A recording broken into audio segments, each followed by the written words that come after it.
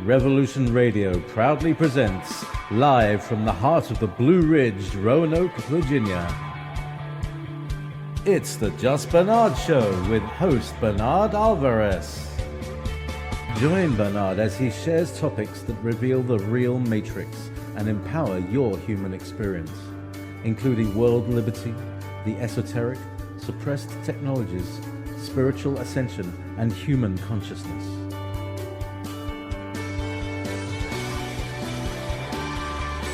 Humanity has awakened, and our time has come to realize our full potential.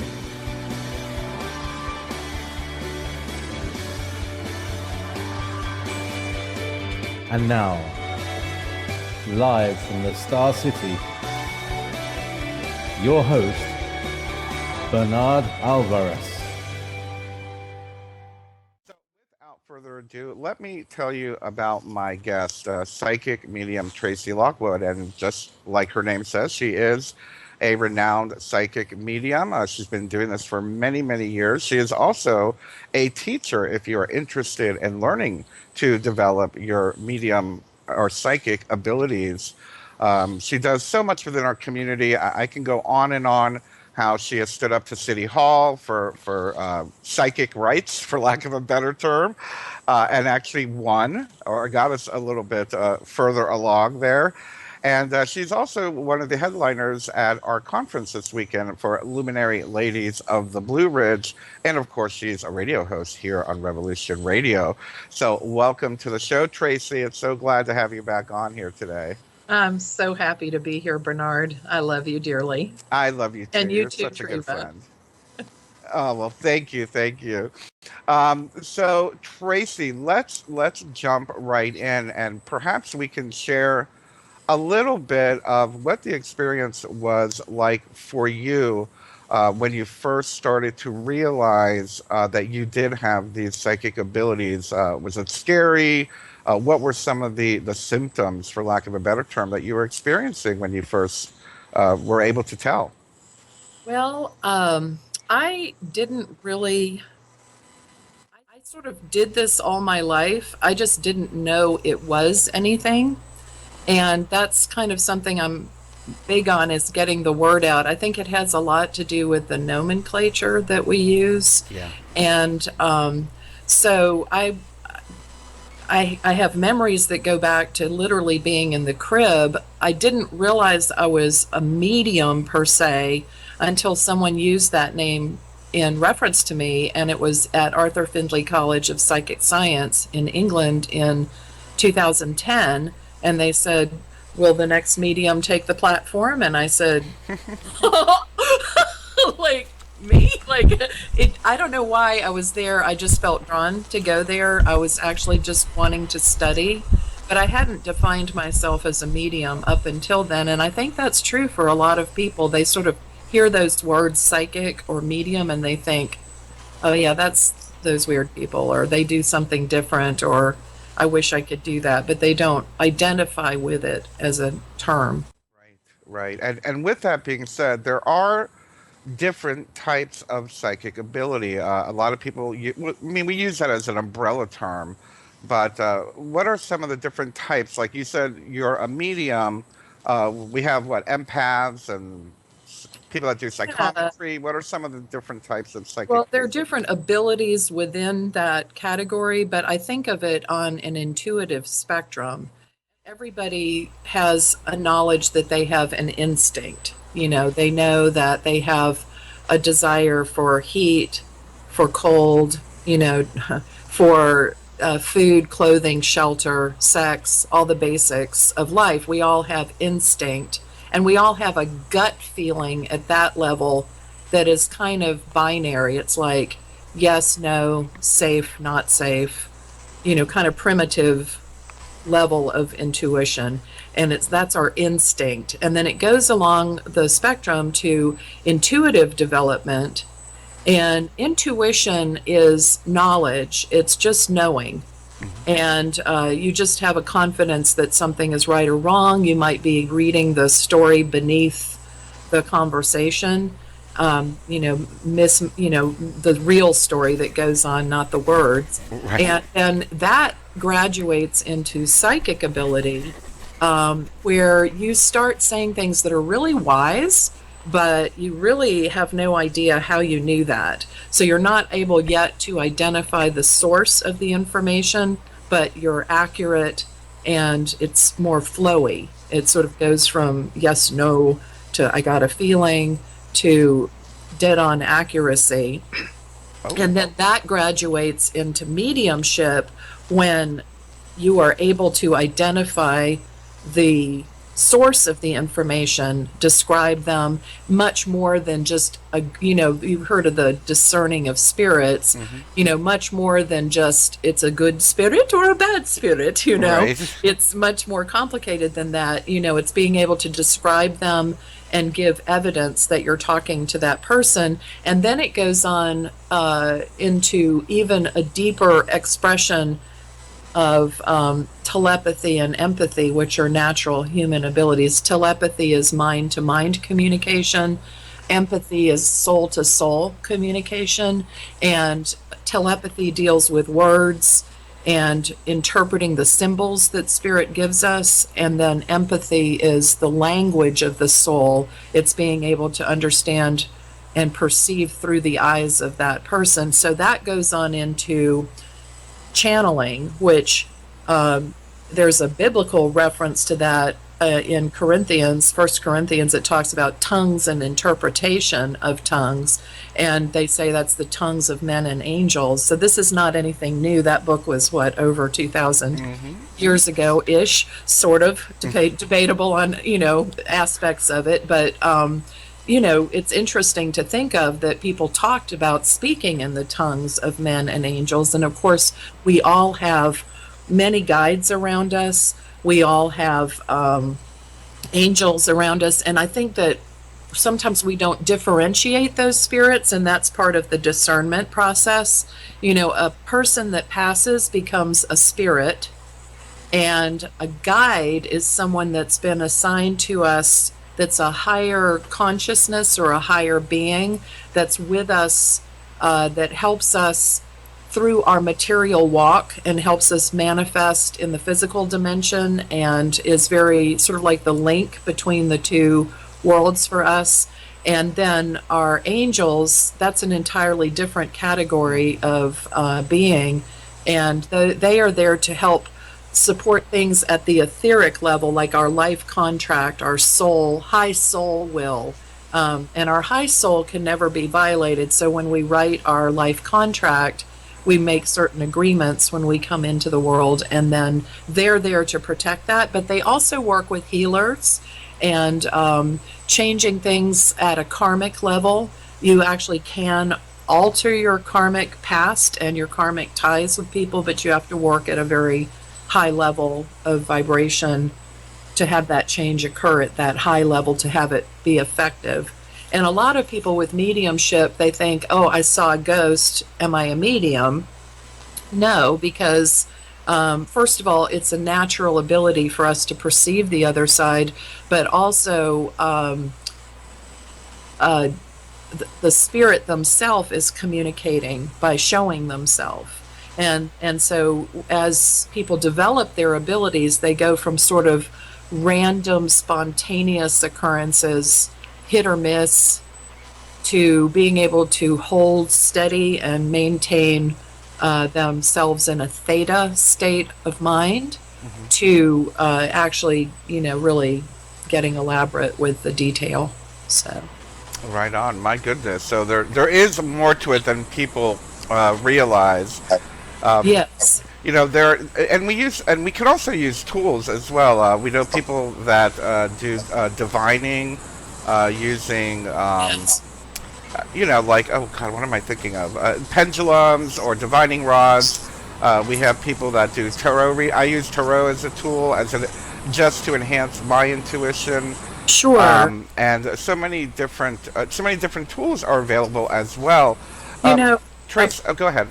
I was just going to insert there that the tools match the level of the person in terms of their development along that intuitive spectrum, or not their develop. It's not a reflection of that, because all it's sort of like the higher accomplishment can use any of the tools below it Right. also. So it's not a limitation, it's just an expression of a type of thing. Our first tool is our body, again, their gut instinct, Yeah. just knowing, and then, just sensing I'm safe or I'm not safe, and good or bad. And then uh, we begin using left brain tools when we get into intuition, and those are like numerology, astrology, and it's not that they can't be progressed into the intuitive, greater intuitive side, the clairvoyance and empathy and stuff too. They are just a tool, but I would call them a left brain tool and an analytical mind tool. Yeah. And then we have body tools, which are like the pendulum, muscle testing, when you hold your arm out and they push down on Yeah. it and you've lied, or push down, or it resists because it's true. Those kind of physical tools. Pendulum responds to little micro movements that we're subconsciously operating, and connection to spirits also. And then we go a little further and we start our psychic ability, and that's where that brain switch happens. That's where the brain flips from the left analytical to the right intuitive, and you learn to sustain it. And tarot is excellent for that, especially if you do it, as I'm sure you do, which it sounds like is spiritual tarot, which is when you use the cards, but the meaning of the exact card according to the book becomes less important. Yeah. Start seeing associations between oh, I noticed this element of this picture and this one's really far off, and it starts connecting with the life of that person, and that's called scrying. Yes. Yes. And so that's, something we do when we look at the clouds and interpret their shapes, or that's what we do when we look in a crystal ball. I love to do lithomancy, which is when you take rocks and crystals, and mine are smooth. I like that, except for the crystals, they're not. And you cast them and then look at the relationship between those things too, and the colors, and just things that it's a tool to switch your mind. And then as you continue along that, you need less of that, but you have to start somewhere with the reading. You have to start somewhere. And for some people, it's using a tool. For some people, they take a quick numerological look at the person, and that gives them their astrological sign and the year that they're in, and their birth, their life path number, which is like a boom, boom, boom shorthand for where they are. And I used to draw pictures when I started. I used to draw, and I will still on request, but soul pictures. I call them energetic sketches, for lack of a better word. And that relaxed my mind so that I could go into it. Now I don't use tools unless my client specifically requests them, because I've learned to sustain that connection to the subconscious and trust it at a level that I didn't earlier. So, yeah. That's great. And bringing up the topic of the tarot as a tool, it's funny. When I was a quick story, when I was being trained to use the tarot, my teacher said, "Okay, memorize the book, memorize the pictures." And then once I got to that point, he handed me a stack of index cards, blank index cards. And he said, "Okay, now do a reading with the blank cards." And it was like through the placement. Very nice. Oh, I love that. It was like where the placement of the card was in the reading. Like if I do a Celtic spread, depending on where that card placement was, he told me just to look at the blank card and see what you see, and tell them what you see. And that right there to me is what you were explaining about scrying. And that it's true. That's the way I do tarot. They speak to me differently every single time. Yes, yeah, you can use anything. Another way that I began reading was accessing the information about that person by looking into their auric field, looking at the colors, letting those colors indicate a particular connection in my mind to something. Perhaps green, like you see behind me, could be healing, or it could be prosperity, it could be growth. It sort of allows your mind to feel over what you do know. And some people are afraid to ask their psychic or medium questions because they feel like they're somehow contaminating the field. But what they don't understand is you would be giving left brain fact that is not associated with subconscious intuitive truth. So you can't, well, everybody works differently, actually. Some people enjoy doing cold readings in that way, and other people, like myself, prefer it to be a little bit more structured, because I like my client's mind to be structured when they come in. I don't particularly care to be a performance for anyone. Yeah. I don't any longer do public mediumship. I used to do gallery readings and events, and with very few exceptions, I don't do those anymore because I'm focused on teaching. And I also don't like the focus to be on me particularly. I would like to have the reputation that I do for being an excellent and accurate reader, and teacher. You know, I love to teach, but when the person comes to you for a reading, you know, if there are other people present, then it distracts not me, but it distracts them from receiving energetically the fullness of what's being conveyed, because there's no way in their left mind, you know, left brain, that they could possibly absorb the depth of things that are coming through accurately. And that's why I encourage people to record their readings, because they will mishear, they will misunderstand, or they will not relate sometimes to a detail here or there, and then later the connections fit into place and it makes more sense to them at that time. And that's true for people that are prophetic, like yourself and like me. Right, you know? right. I agree with you. I need to have that clarity and that non-distraction going on. Yeah. Yeah. Let me ask you, Tracey, because we've spoken about this in the past, and actually that's kind of the focus of today's show, and also it's going to be what you'll be speaking on this Saturday, is the idea that we are all inherently psychic, that we all have the ability, some more natural than others. But what makes you feel that? What do you have you seen it? Is it just something that you know in your heart that we're all basically psychic? Yeah. I think because I didn't make the association in my mind, you know, earlier in my life, I think I was near 50 when I first made that connection, that I was a medium. It all sort of connected and started forming a chain, and I was like, oh my God, that happened and that was this, and that happened and that was that. And so I'd love to give some examples of what I mean by that. Yes, please do. That's why I brought it up. Yeah. My very first memory was seeing spirits, and they were floating. I could just see their faces. They were above my crib. That's clairvoyance. And that doesn't always happen for people, so they may or may not relate to that point. But the next level was I had a clear cognizant moment. Clear cognizant is clear knowing. And I had, and probably a little bit of empathy tied into it. I was 3 and I was moving from Connecticut to Virginia. And as I looked out the back window of my car, my parents had not thought to totally explain what was going on. And I just knew that I would never see my friends again. And I had a bit of sadness about that. That was just a clear knowing, a clear, clear cognizance. Right. And then when I was probably about 4, I had misplaced my tricycle, and I was asking I was worried. I'm like, where's my tricycle? And I heard it's over there, and I'm sure, and it was, and that's clairaudience, clear hearing. Yeah. But I wouldn't have said, I have had a clairaudient experience. You know, who says that?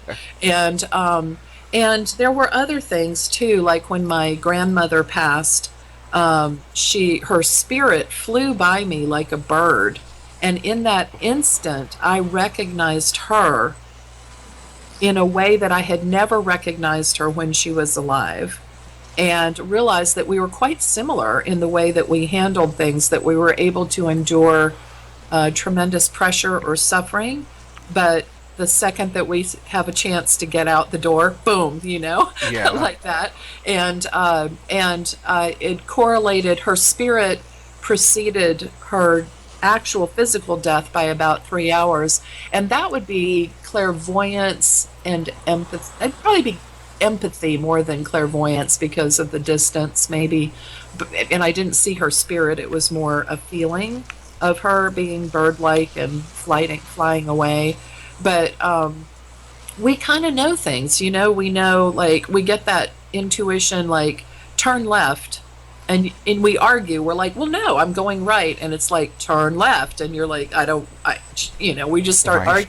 And I think that these are the ways that spirit begins to train us and to develop our confidence and to increase our ability too, when we listen to those small, still voice of our intuition that we think is us, but as we graduate along that spectrum, learn is actually the many, many beings that are around us, helping us in our process there. Yeah, and I have to say that with that, I noticed that for myself within my own psychic development, there was a point where I just had to trust that still small voice. And it seems like that's a big hurdle for a lot of people, to trust their intuition. They know it, they feel it, but yet maybe their left brain is saying, no, that's crazy. How can you trust that? And I was wondering if you have any tips for people to get past that. Yeah. First of all, people ask, how do you know if it's true? Well, if it's good and it is random, it's true. It's the real thing. But people's left brain kind of argues there. That's the part of us that's analytical. We want to know who, what, where, when, why. Yep. And our right brain is like, ooh, do you feel that? I see that. Do you imagine this? And we're afraid to trust that maybe we've made it up. But our imagination is actually our link between this world and the next. And so by allowing yourself, sometimes it's too intimidating when I'm teaching someone to say, what do you see? And they're like, nothing, because they're still very attached to the physical abilities that we have. And so I tell them that you see, hear, feel, and know in every cell of your body. And you know that because if somebody comes in behind you in your home, whether you hear them or not, you know which person it is. Yeah. You don't have to hear them or smell them or anything. You can just tell, oh, that's so-and-so. Or people have had things where the phone rings and they're like, oh, that's so-and-so. And then they're like, oh, how did I know that? And I think confidence comes with practice. And there is a point where you develop enough confidence that you're not shaken in the information that you begin getting. And I remember that point in, I don't remember the particular reading because it's been a while, but I remember the point where my client is like, no, I don't know what you're talking about. Mm-hmm. And I didn't let it faze me one bit. I just said, well, this is what I am seeing, and this is what I'm hearing, and this is this, and you're not relating to it, so we'll just bicycle rack that for right now. And I went on with her reading, and I didn't allow it to disrupt me, Yeah, and that's the thing, is that we have so many distractions in our daily life that it's, especially when we have that monkey mind playing in the background. Oh, you're thinking about this, you're thinking about that. Honing your focus is something also as well that we need to develop on this particular path. Yeah. I'm really glad you brought that up. I was just reading something I love the writings of C.W. Ledbetter. He wrote in the 1880s, like this is old school, okay? And he was talking about the difference between temporary and permanent psychic development. And what he meant by that, I hear your You know that sound. Okay, we'll be right back after this commercial break and continue our discussion with medium Tracey Lockwood.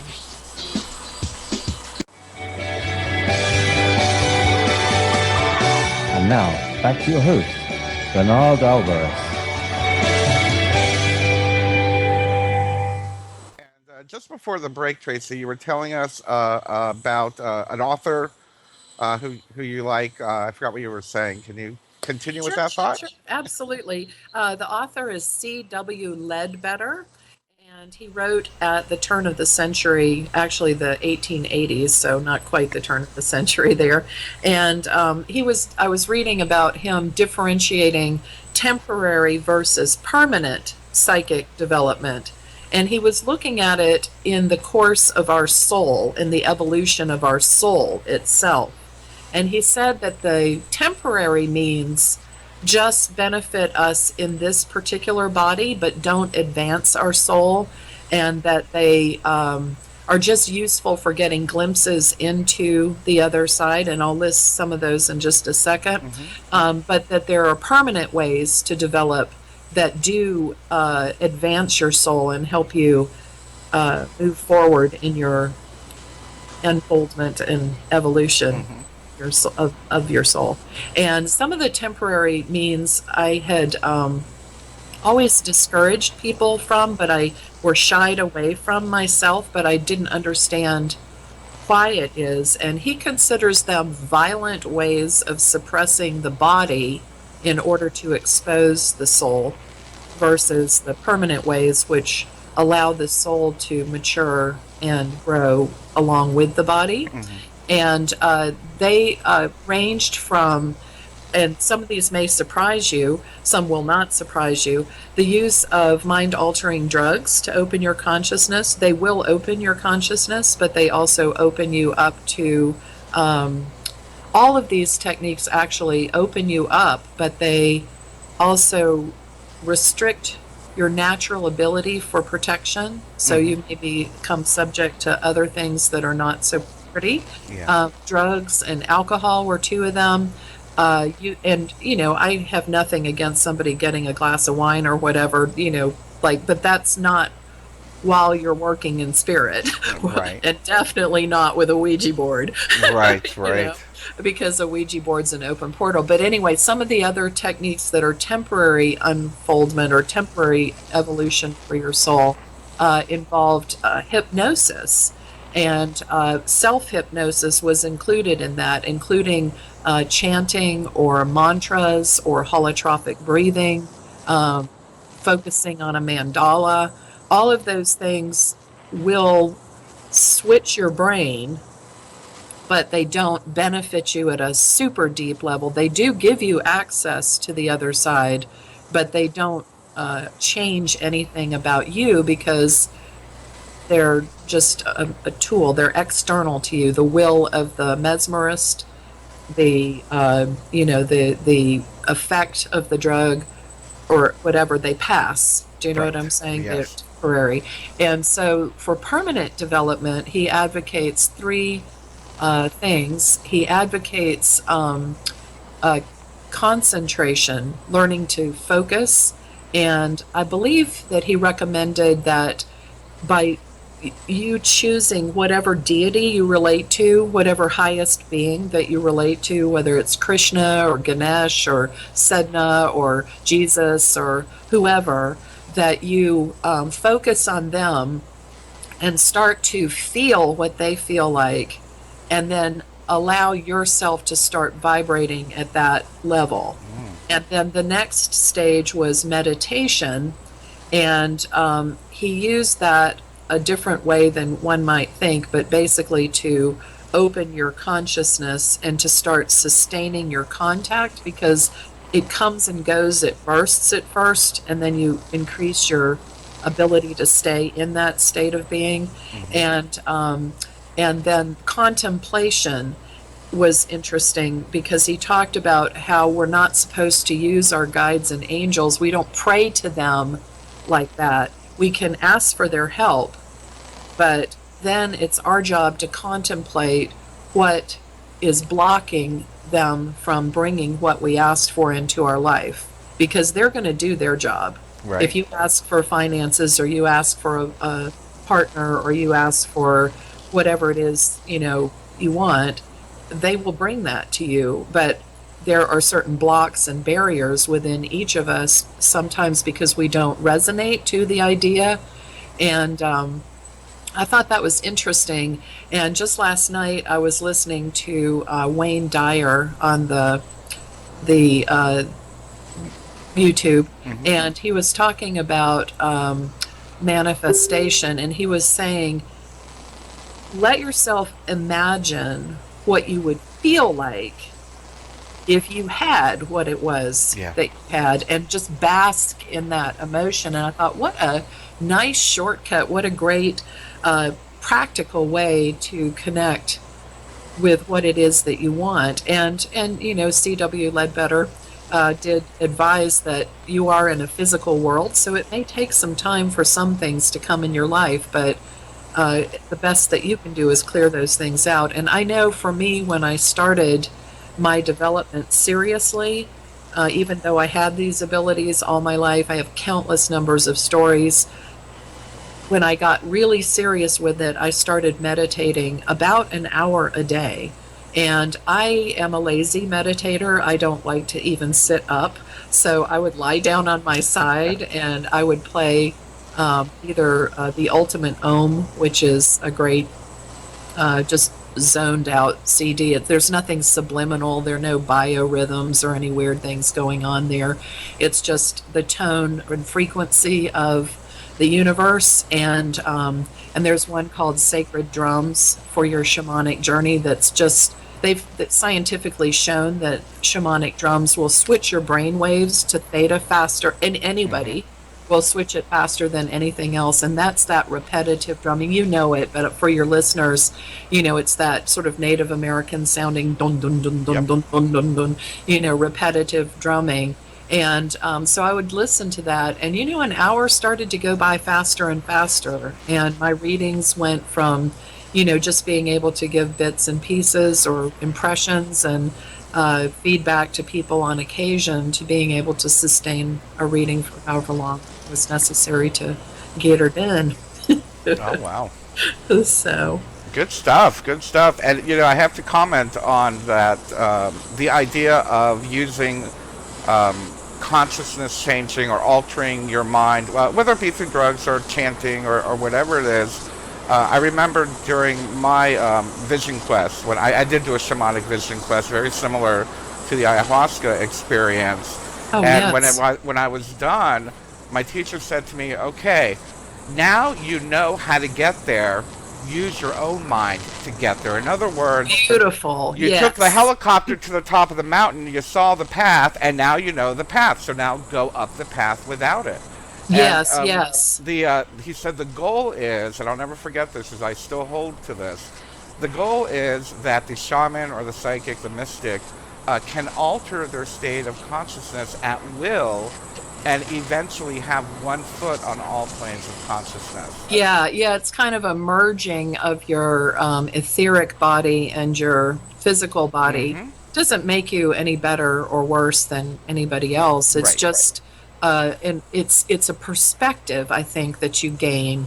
And so you see the world differently when you look at it. When you see someone's behavior, you're less likely to be offended. It's not like we're saints. I mean, I get offended, okay? Right. but I'm just saying that we have a deeper understanding about why things are, and we're more open because you discipline your mind to let go of your ego and your intellect, also your ideas. You let go of that when you start doing that, because if you keep your own ideas, you're not going to be a very good reader. You'll be very limited in spectrum. You have to just see what comes, and it's delightful and interesting and fascinating, and it just makes life really great. It certainly does. On to another aspect of this whole idea of the fact that we are all inherently psychic, I can't help but want to bring up, I wouldn't be just Bernard if I didn't bring this up, the idea that we are going through a global spiritual awakening, and how many people are opening up to these symptoms of psychicism, and how this is playing a role in the evolution of humanity. And was wondering what some of your thoughts are on this global spiritual awakening. Yeah, I think it's very interesting because when I'm going to go back to C.W. Ledbetter in the 1800s, he was saying that as people experienced something, maybe through the mediumship of someone or through the messages of someone, their next natural step is to do, well, how can I do that? But what's happening now is kind of an acceleration of that. And people are spontaneously having mind-blowing experiences that are leaving them sometimes very disoriented or confused because the vibrations between the higher realms and this are so different that you can physically experience symptoms, and you can also you haven't learned to regulate your energies, so it can really dramatically affect you. And people start wondering, am I crazy? Because they don't understand that they're looking at something that was achieved through their subconscious mind, but they're trying to understand it with their conscious mind. And the two are totally, it's like oil and water. You're not gonna, I mean, you will ultimately be able to put into words and condense those experiences or those impressions or interpret those symbols. But words are maybe 7% of communication. They say in the physical realm, and I absolutely think that's about all it is in the other dimension too. So people are sort of shaken and wanting to learn more, or they become like ferociously hungry, like I must learn, Yes. I know I was that way when I first intensified my focus on this. Yeah, yeah, and you brought up a really good point, Tracy, about the interpretation, using words to interpret. And I know for me, it was a struggle to be able to eloquently communicate what it was that I was seeing during some readings or some Yes. experiences, spiritual experiences that I had, and you just can't put it into words sometimes. So there is a bit of practice that comes along there. How was it for you to Yeah. get the words out? I'm trying to explain what you were feeling and seeing.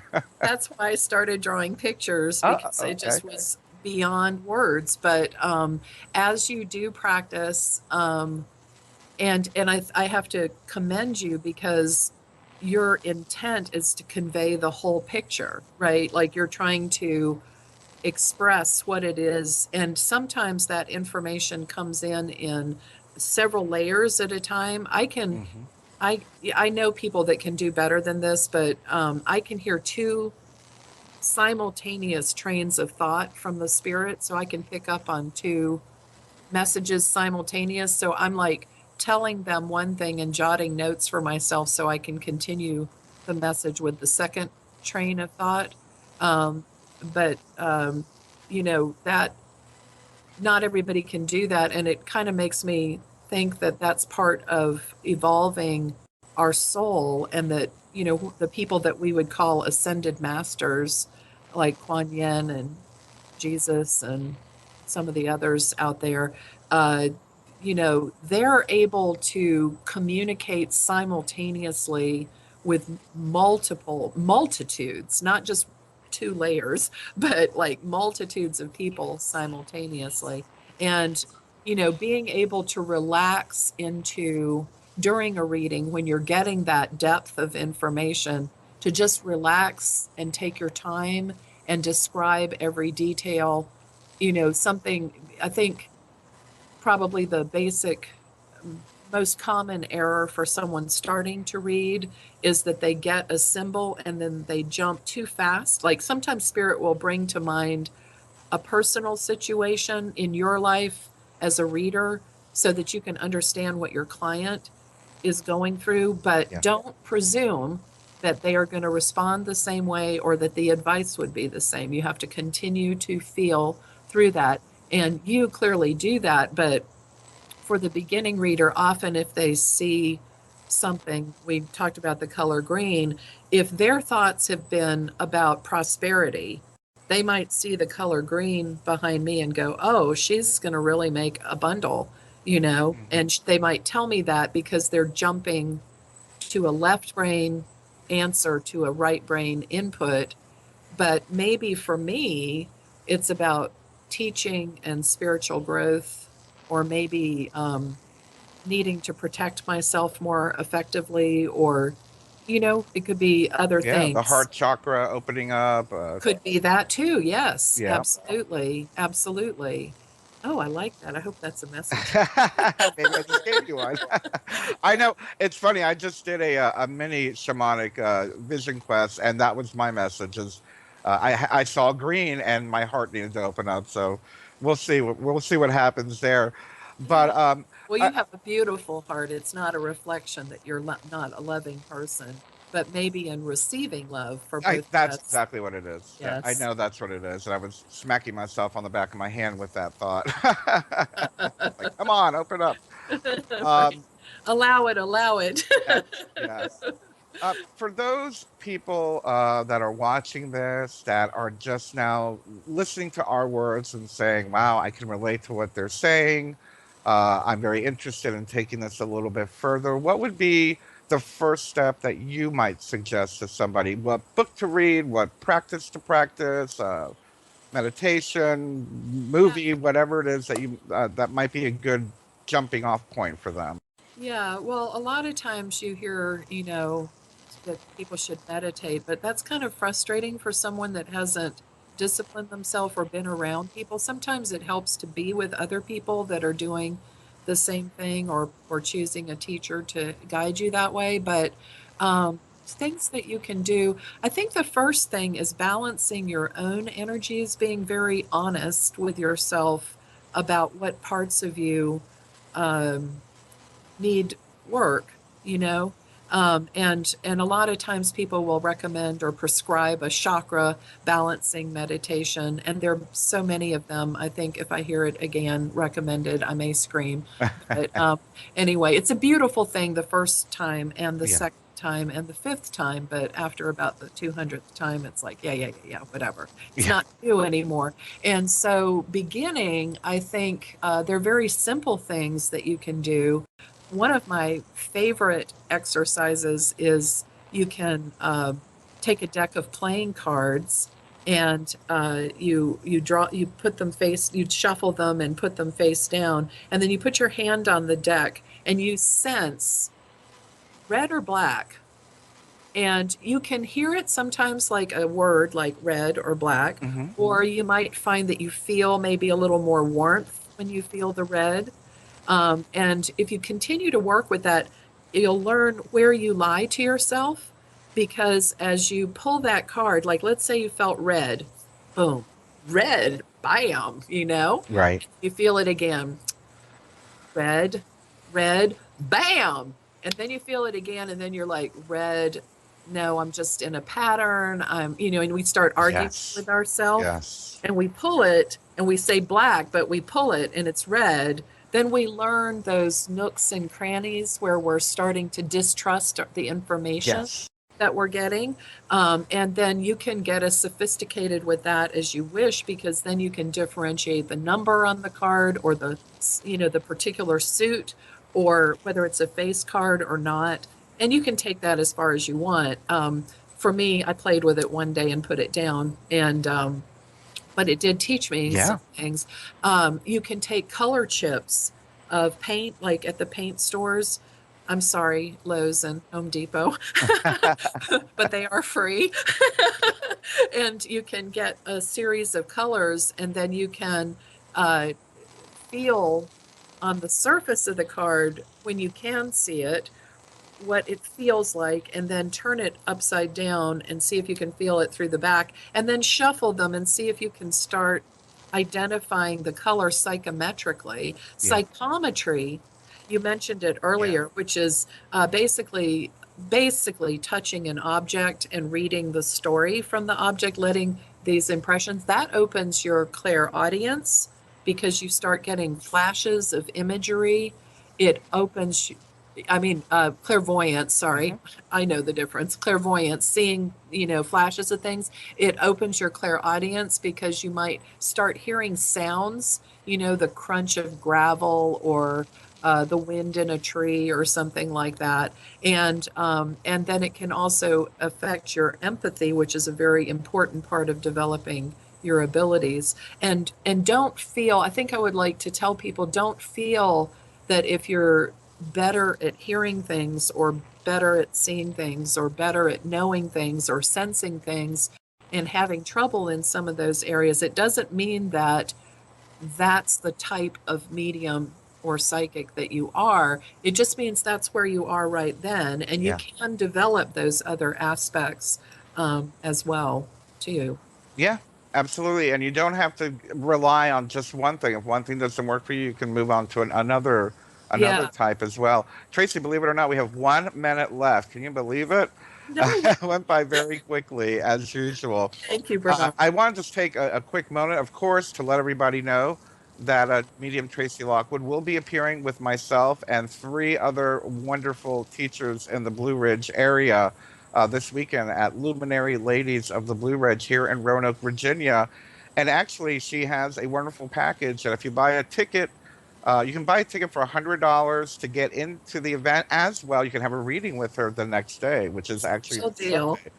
And anyway, there's a lot of different packages available. Tracy, what's going on with you? Who's going to be on the show today, and what are you doing for the couple? I have Delano Kyle coming on the show, and he's a spiritual teacher, a young guy, and we're going to have an unusual discussion about spiritual development.